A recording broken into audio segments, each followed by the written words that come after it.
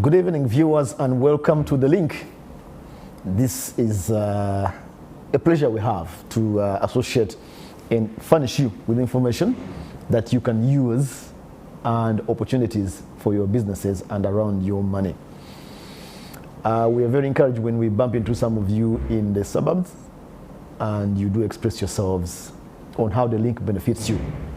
We don't sleep, we keep thinking and innovating and trying to think about what would benefit you. Things that you need to know, but you don't know, and we can furnish you. Tonight we're discussing franchises and affiliations. What are these things? They may not be new ones, you can Google them if you like.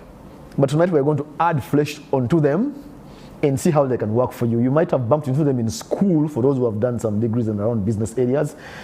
But if you have not, or even if you have, it's time you pay attention to these franchises and affiliations. How can they work for your businesses?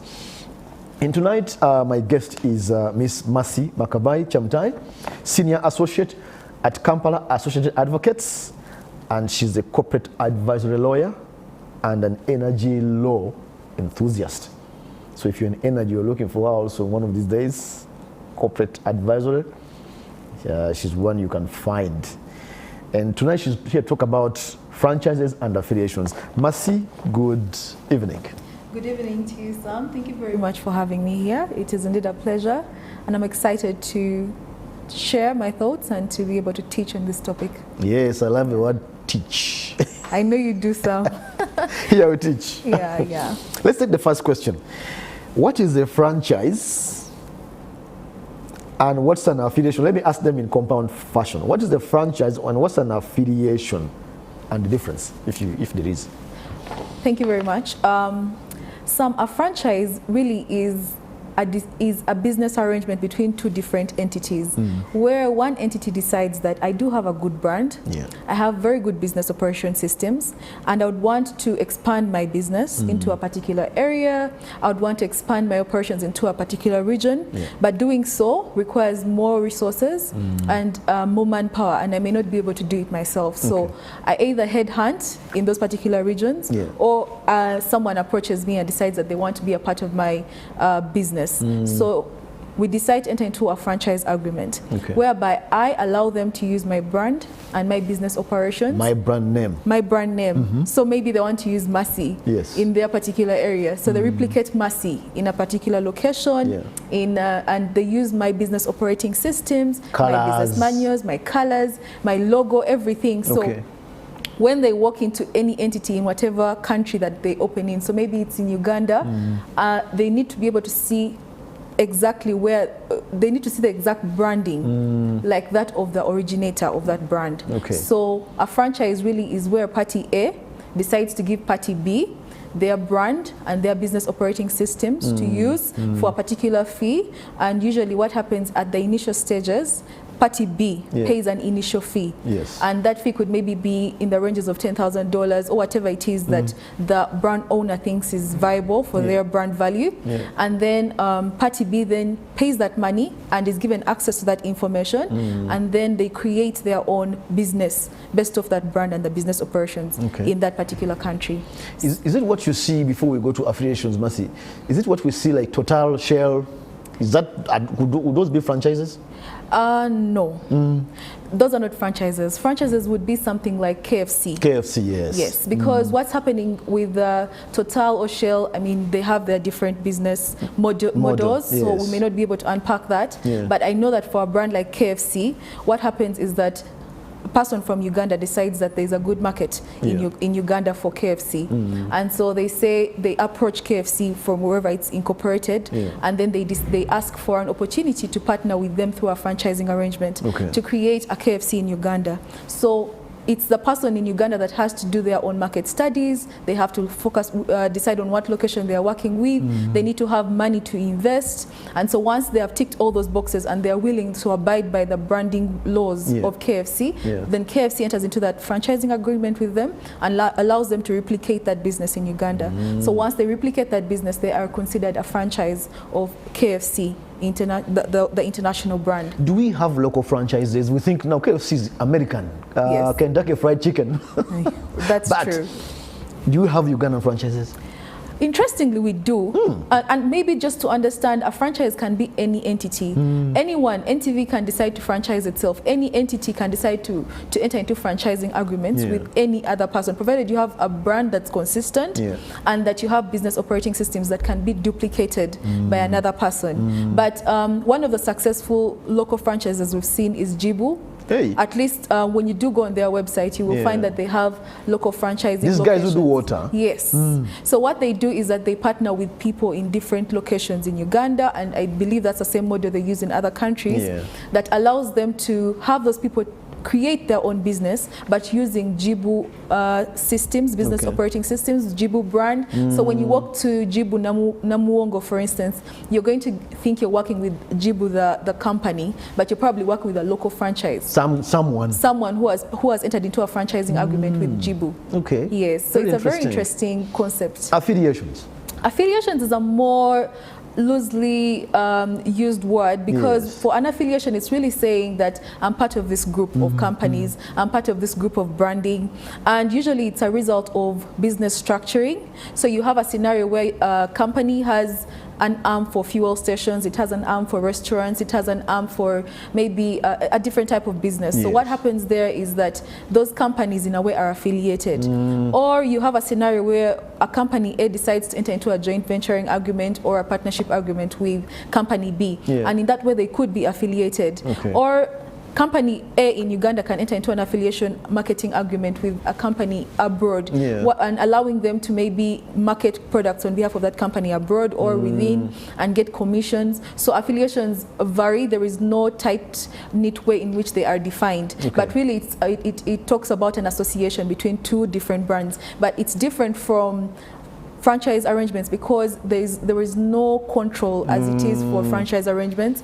There is a level of independence in the way things are done. And maybe just to add, there is also another form of business operations, which is through licensing. So what happens under licensing is company A gives company B a license to use a certain part of their business, maybe to use only the logo, or maybe to use, it's really very limiting as per the terms under the licensing agreement on how they should operate the business, and it does not extend to the control that's determined under a franchise agreement. So you can either have a licensing arrangement, you can have a franchising arrangement, you can have an affiliation, but really it depends on the advantage you're looking for. Yeah. You said just hanging on the licensing. Some and company. I'm a fully fledged company. Yes. But there's somebody else who thinks my brand is strong. Yes. So I tell them, okay, I only give you permission to use my logo and my tagline. And that's it. That would be licensing. That could be a license because a franchise would mean that I replicate some and company. I become some and company in a new location. So what a license would mean is that I've given you permission to use a portion of what I own. So maybe I've given you permission to use my logo, and that's the extent of the control or that I have over you. And so you can do anything in your business operations, but a franchise would mean that you replicate. So when you walk into KFC, duplication. Yes. When you walk to KFC here at Acacia Mall, the service you get, the chicken you eat, the people you interact with as the tailors and everything would be the same service is you written hope down to get. And you follow it. Yes, and it seems to be the same service you hope to get in South Africa, in the US, in Dubai, and obviously there are challenges whereby it's not the exact same, and that's the challenge with franchise arrangements, because you may not get the exact service, but the goal is that when I walk into any of these outlets in whatever country, in whatever area, I should get the same service. I think Jibu has that. I'm happy that I know that somebody, you have a good example. I feel that I can approach them also. Exactly. Yeah, it's a very interesting one. Yes. We'll take a short break and we'll come back and speak more about franchises and affiliations. How can they work for your business? Don't go away.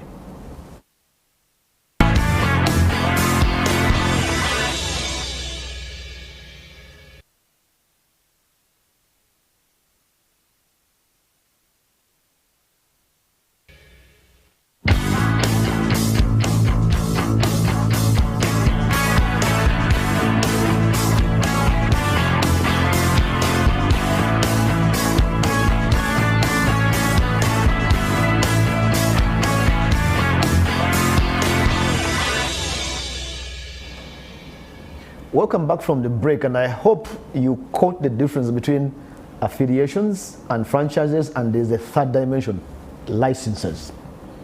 If you want more of that stuff, look for Mercy at Kampala Associate Advocates, and she will sit you down and ask all the questions. Here we don't have time to ask everything, but I hope you get the gist. Mercy, you said earlier before you came on air, Uganda does not have a franchise law. Is that a good thing or a bad thing? I would say that it's a thing that leaves room for challenges for business owners, because you want to know what laws you're working with. You want to know what compliance standards you want to have. So there is no one law that governs franchises. And the reason that's the case is because it's hard to know what laws are necessary for just franchises alone, because they are governed by the Contracts Act, the Companies Act, the investment laws, the trade licensing laws, the land laws. So they vary too much. And so for me, it's that it's important for people to know that there is no one law that governs franchise arrangements in Uganda, but it's a combination of a number of laws. So any person that intends to get down that path of business needs to be aware and prepare themselves with a good lawyer. Okay. Yes. And maybe to give you a tip here, a free one, maybe you should do a study and a consultancy on a franchise law. To wake up government. That's interesting. That's interesting. And we are looking into a number of these things. Yes. And maybe one day we'll have a good paper on it. And I think you have enough clout to do such a thing, yes, I believe. That's very true. Yeah, okay. It does have that Let's clout. move on. I'm considering working down franchise. You said one thing I should do is get a good lawyer. That's one. Yes. What else should I? What? Let me ask like that. At what point do I feel I am ready to, let's say, become a franchisee? That means take on a franchise. Okay. At what point do you think I should entertain such an idea?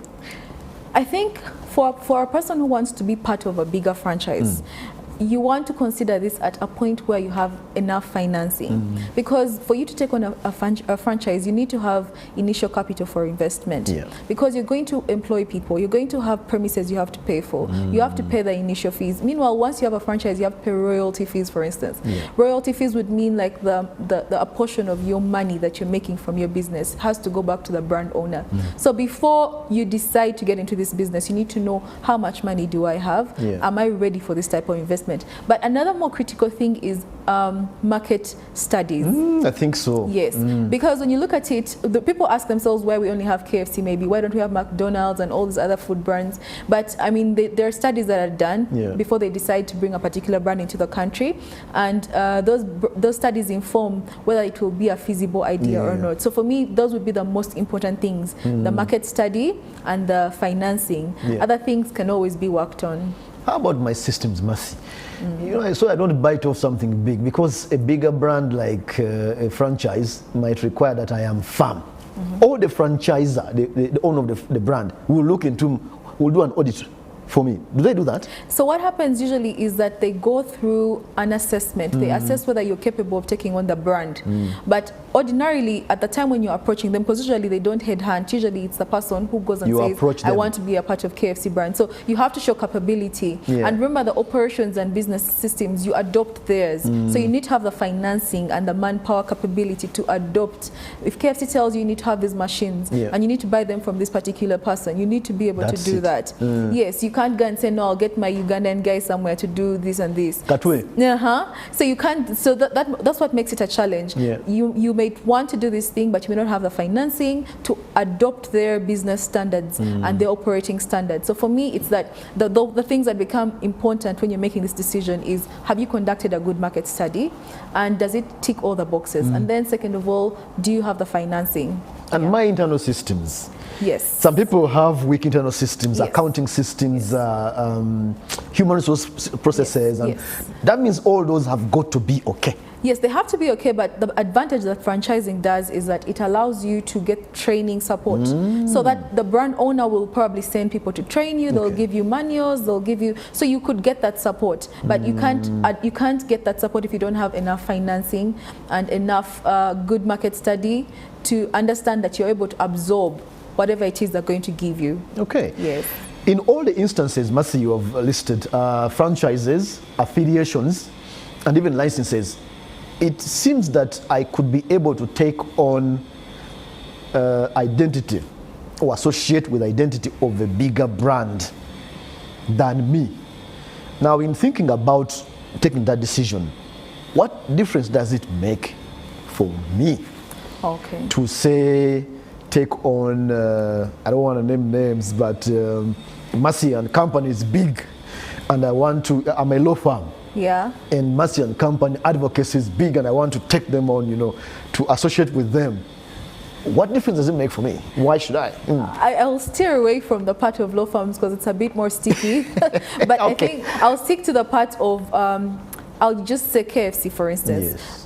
Food and services. Restaurants, automobiles, things like that. Yeah. Why? Because they're the ones that commonly go down the path of franchise arrangements. Yes. Now, the advantage that comes with is that, number one, you're given a success blueprint. For instance, KFC is telling you, if you do X, Y, Z, you're going to have this type of clientele and your numbers are going to look this way. So provided you comply with the standards, you already have established customers. Yes. Because ultimately you have people who follow the brand. If you follow the brand, if you follow the roadmap they give you, the manuals and everything, ultimately people will constantly come to your place because they want to have KFC chicken. So for me, it's that they help you and give you a head start to know that if I do XYZ, I'm going to have this output. And so there is a success rate that's almost it's easy to say it's going to happen this way if I do XYZ. So you're able to foresee. The other good thing about it is that you're working with an established brand. So you don't have to start from zero in making a name in the market. You're flying at almost 40% immediately. Exactly. You're waking up to saying you're KFC. You don't have to start from saying I am MMC, that's Mercy Makaba HM. And then I'm becoming... And then I want to compete with KFC in the market. It's really difficult. But also away from that, you have customers who are predetermined. Because you'll have a person who says, when I'm in Uganda, the only place I eat from maybe is KFC because I know KFC has this type of food. So there's that advantage. But away from that, actually, another very important thing is that they give you training support. So you have people maybe from KFC, wherever, coming into Uganda and telling you, do this, this, this, and this. So you have trained personnel. They support you. There's a lot of support. You're not on your own. And if, for a lot of small business, SMEs in Uganda, small and medium enterprises in Uganda, they don't have a lot of that support. They're always riding it out solo. So for me, that support becomes very essential. And there's something I want to latch on lastly, Mercy, you mentioned. Yes, please. It seems that, food, you said automobile, it seems that there are some tricky areas. If you're doing franchise and affiliation, there are some tricky areas you need to be careful about. What do you know? Well, for me, it's that you have to understand that once you take on a franchise, you're letting go of your brand. You're not going to use your own brand. You're going to use someone else's brand. So they take over not just your brand. You are surrendering some independence. Yes, not some, all your independence. You literally become KFC. You cannot be KFC Uganda with some or KFC stroke MMC. You become KFC. So if you want to have a level of authenticity in your business, if you want to have your own touch in your business, you lose that in a franchise arrangement. I mean, even the way your employees dress, the way your food is cooked, you can't have any input in that because you're duplicating an international business. So for me, some businesses are able to do that, like the restaurant businesses, the automobiles. For some other businesses, it's more difficult. I mean, the healthcare industry, in the maybe the legal services industry, audit industry, you have to be careful. That's why they probably use different business models while they're coming to have a local presence in Uganda. Yes. So I can't just wake up and just jump on any franchise. I've got to do some homework. Some things may not work. And some things work. The franchise decision is very much, it has to be well thought through. It has to be well thought through, and that's why I commend entities that have a local franchise approach, because they understand the local market, but they're also able to partner with people who appreciate the concept they're bringing to them. So before we jump even for international brands and this franchise arrangements with them, we need to study what local brands exist and where are they franchising that within Uganda. Because we would be able to, build Uganda by Uganda and all that. Thank you very much, Mercy, for teaching us. Time is never enough to thrash out things. I wanted to ask some things, but I always promise we'll bring you back at the nearest opportunity to teach us more. Viewers, franchises and affiliations, we have Jibu advertising for them. I don't know. They're local. They're also regional, but they're a bit feel like local. They're not like KFC, and they're franchising. And those some of you who are in that space know. But she has also given us a tip for you guys who are doing business consultancy and stuff like that. Who has done a check? Why are we not having local franchises? Maybe that's something that somebody should do a research about. Maybe PSFU, maybe Minister of Trade, I don't know. Somebody should wake up and check, because I think there are companies in this economy which can do franchises in a local Ugandan setting and succeed by linkage to uplift small businesses by linking to them or affiliating with them. We hope we added value to you tonight. That was the link. Thank you for joining us.